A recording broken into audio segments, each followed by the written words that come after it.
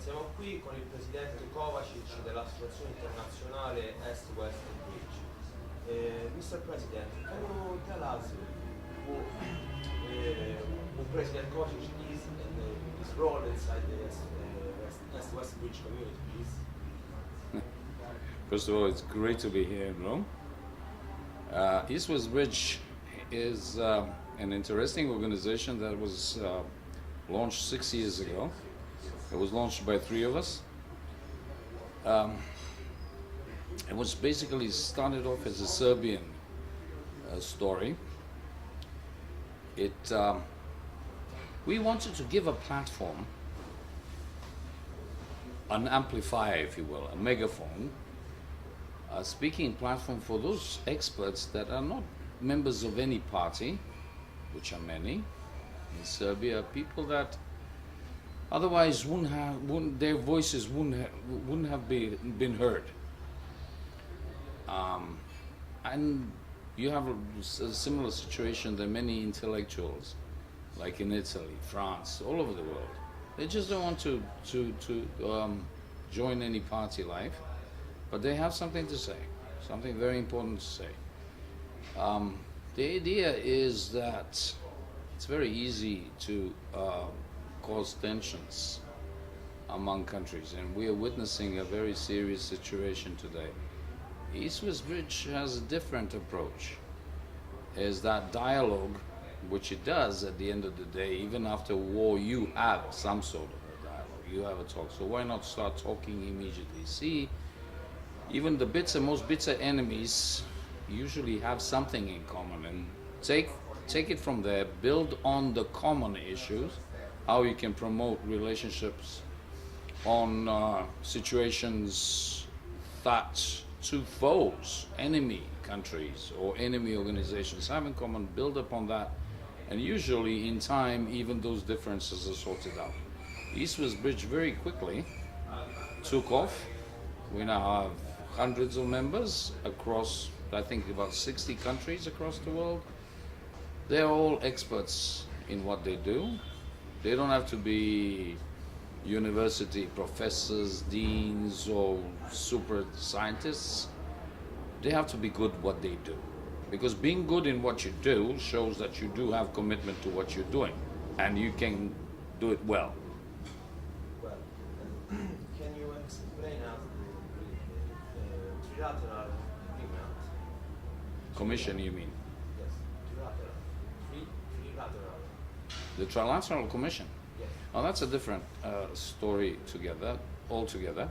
The Trilateral Commission was launched in 1973 by Zbigniew Brzezinski and David Rockefeller, and with the big help of Henry Kissinger. It was today comprises some 400. Un moment for the audio. Avvicino un po' così. No problem.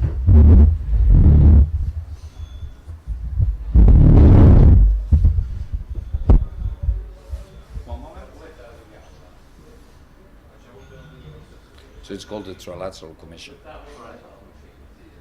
Quando vuoi, eh? What you want? Okay? So, basically there was a big need to hear the how the business think tank. Sorry. Sure. It's worse in New York, believe me. Okay. So there was a big need for, at that time, it was the height of the Cold War, for business people, representative of big business, industry, finance, think tanks, media, to meet and discuss about the burning issues they face. I have to understand that the telecommunications and communications wasn't at the same level as today, where you can have a Skype video conference or whatever within minutes everywhere and have 400 people. Well, they had to meet. So and it's now been more than 40 years.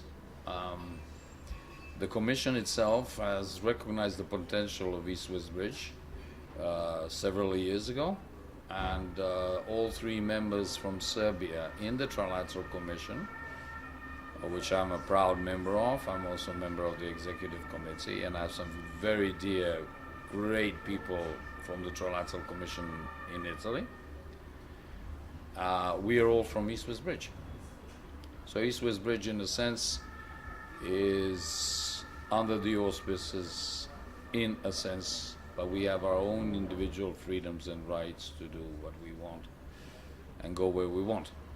Well, now let's focus on the tomorrow. What are the East-West Bridge future developments? Basically, each country sets up its own agenda of the burning issues within the given society. What is the, for instance, tomorrow we should talk about, try to pinpoint which exactly are the problems in Italian society that could be helped by discussion and dialogue and coming out with solutions out of the box. When I say solutions out of the box, you had a big meeting in Belgrade just a week ago, the OSCE Ministerial Conference, which was discussing the Ukraine issue. And didn't go really too well. The consensus wasn't simply there. But that is going through the traditional methods of thinking how to solve a conflict. And the traditional means and ways sometimes can result in a conflict being frozen for decades, which is not good for the people in conflict. We're talking about millions of people whose futures are on hold at best or are in danger at worst.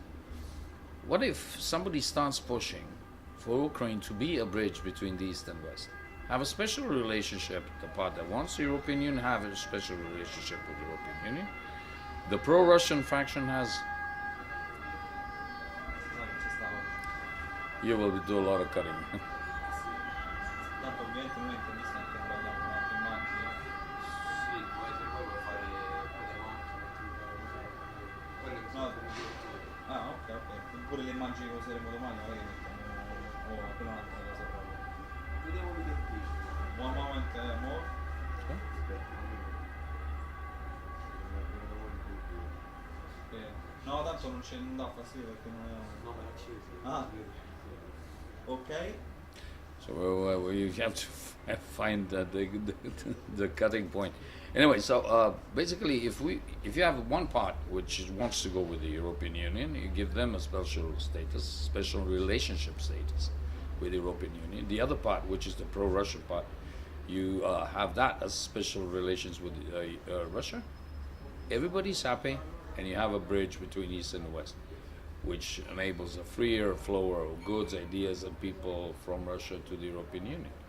That is something that hasn't been on the table, but this is what I'm illustrating as thinking out of the box to resolve problems. Tomorrow we should talk about Italy and the Mediterranean region on the whole, and of course the Mediterranean region now is fraught with problems, potential disaster. If you include the Syrian issue in the Middle East, the whole Middle East into the Mediterranean, which it is in fact, you have a potential for a big war, unless very smart people start working together very soon. And that is the East-West Bridge. That gives a platform for some smart people who are not members of the government, who are not political, to say what they think, and you can hear a lot of interesting ideas. Also, within East-West Bridge, we have the NGIC, which also has 80 former prime ministers and presidents as membership. So we have a bit of both, partisan, non-partisan. We now even have politicians, but you cannot be inactive. That's All right? Thank you, Mr. President. My pleasure.